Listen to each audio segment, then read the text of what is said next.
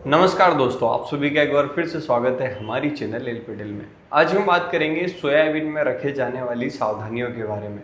काफ़ी किसान भाइयों ने मुझे फ़ोन लगाया और मेरे से पूछा भी कि भैया हमें दवाई डालनी है, हमने प्री इमरजेंस डाल दिया है, हम खरपतवार नाशक डाल रहे हैं, तो पहले 20 दिन पर आपको क्या सावधानी रखनी है और कैसे 20 दिन की सावधानी आपके उत्पादन तक असर करेगी, उसके बारे में भी हम जानेंगे। सबसे पहले बात कर लेते हैं कि पहले 20 दिन में क्या क्या चीज़ें आपको समस्या दे सकती है जिसके कारण आपके उत्पादन पर सीधा असर पड़ता है। तो पहले 20 दिन जो है वो शुरुआती अवस्था होती है। इस टाइम पर खरपतवार जो होती है वो भी काफ़ी ज़्यादा नुकसान पहुंचाती है। दूसरा, स्टेम फ्लाई जो होती है जिसे तना मक्खी कहा जाता है, वो भी काफ़ी ज़्यादा नुकसान पहुंचाती है। इसके बाद में आती है आपकी डंपिंग ऑफ की समस्या, कॉलर रॉट, रूट रॉट, और अगर आपके क्षेत्र में पानी नहीं गिरा हो तो वहाँ पर अफेट्स जो बारीक बारीक मक्खी होती है वो भी नुकसान पहुँचाती है। साथ में इसके बाद में जैसे ही 20 से 22 दिन होते हैं तो आपको सेमी लूपर्स का अटैक भी दिखाई देने लगता है। तो इन सब के लिए हम एक सिंगल सोल्यूशन की बात करेंगे कि कैसे हम इन सब से कंट्रोल ले सकते हैं और कैसे आपका आज का निर्णय भविष्य जो है वो तय करेगा। तो सबसे पहले बात कर लेते हैं कि सोयाबीन में आपको दवाई डालनी चाहिए तो क्यों डालनी चाहिए। आपने खरपतवार नाशक तो इसलिए डाल रहे हैं कि खरपतवार दिखता है, लेकिन जब अभी के समय में काफ़ी किसान भाई ऐसे भी हैं जिन्होंने प्री इमरजेंस डाल दिया है, तो उनके खेतों में कोई समस्या नहीं दिख रही है, तो वो सीधा प्लान कर रहे हैं कि हम 22 दिन या 25 दिन पर ही दवाई डालेंगे और फिर हमें कोई दिक्कत नहीं आएगी। लेकिन यही सबसे बड़ा नुकसान हो रहा है। जो भी किसान भाई ने सोयाबीन लगा रखी है वो अपनी डेट को डिसाइड करे। अगर आपने खरपतवार नाशक डाल रहे हैं तो उसके अंदर आप अलीका डाल सकते हैं, लेकिन अगर आप खरपतवार नाशक नहीं डाल रहे हैं तो आपको खरपतवार नाशक की जगह पर कीटनाशक का स्प्रे करना ही चाहिए। उसका कारण ये है कि जो स्टेम फ्लाई होती है जो कि आपकी उत्पादन पर सीधा 30% तक असर करती है, उस बीमारी को अगर आपको रोकना है तो आपको 15 दिन के अंदर ही दवाई डालनी पड़ेगी। तब जाके ही आपका जब बाली या फिर आप कह सकते हो दाना भरने की स्टेज आएगी, उस टाइम पर दाना प्रॉपर भराएगा। नहीं तो सोयाबीन अचानक से सूख करके आपका एवरेज जो है वो 30% तक गिर जाएगा। अब अगर हम बात करें दूसरी बात, तो दूसरी जो सबसे बड़ी समस्या है वो है जड़ सड़न की। काफ़ी जगह पर ज़्यादा पानी हो गया है, काफ़ी जगह पर फसल अवशेष बहुत ज़्यादा है, तो वहाँ पर क्या हो रहा है कि हम देख रहे हैं कि कॉलर रॉट, रूट रॉट की समस्या दिख रही है। जिन लोगों ने बीज उपचार अच्छा किया हुआ था उनके यहाँ पर तो रिजल्ट मिल रहा है, लेकिन जिन लोगों ने बीज उपचार कम किया हुआ था वहाँ पर ये ज़्यादा दिख रही है। तो इसके लिए भी एक फफूंदी नाशक का स्प्रे आपको करना पड़ेगा अगर आपके खेत में है तो। अगर आपके खेत में नहीं दिख रही है तो बहुत अच्छी बात है, आपको नहीं करना है।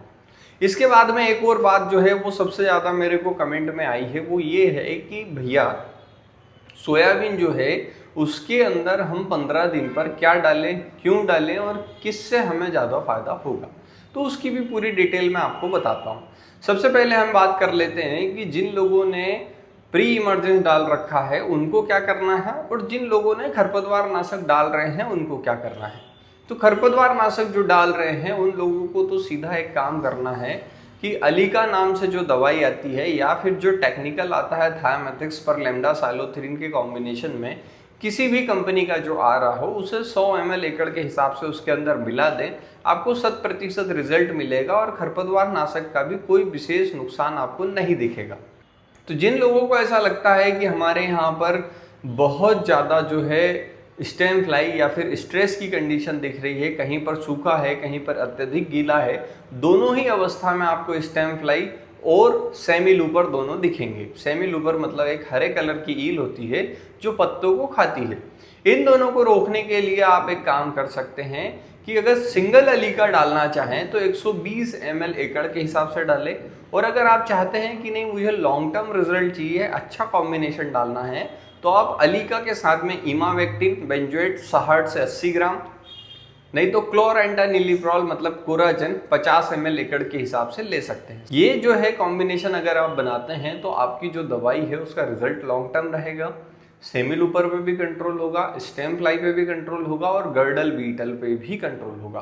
काफ़ी किसान भाई ये प्लान पहले से करते हैं कि हमें गर्डल बीटल से बचाव चाहिए, तो गर्डल बीटल से भी अगर आप बचाव करना चाहते हैं तो आपको प्रोसेस ये ध्यान रखनी है।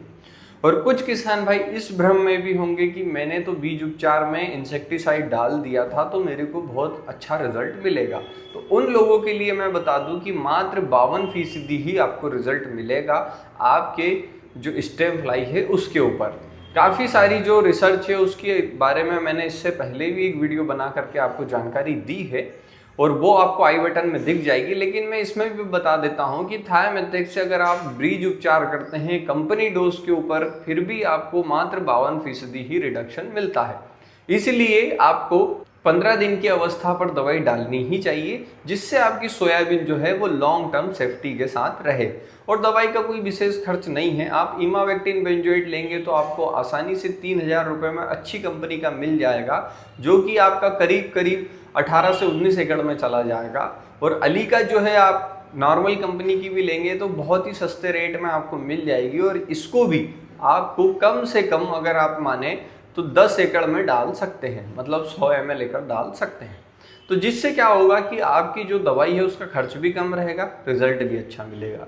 लेकिन अगर आपने ये किया है कि मैंने बीज उपचार भी नहीं किया और बीज उपचार किया है तो सिर्फ एक औपचारिकता करी है, मतलब सोयाबीन को लाल या हरा या नीला कर दिया है और मैंने खेतों में बो दिया है, तो उन लोगों के पास फंगस की समस्या भी दिख रही होगी। तो उन लोगों को क्या करना है कि या तो टेबुकोनोजोल प्लस सल्फर का जो कॉम्बिनेशन आता है वो डाल देना है, या फिर हेक्साकैप्टेन डाल देना है, या फिर कार्बन डाइजिम मैनकोजेब डाल देना है।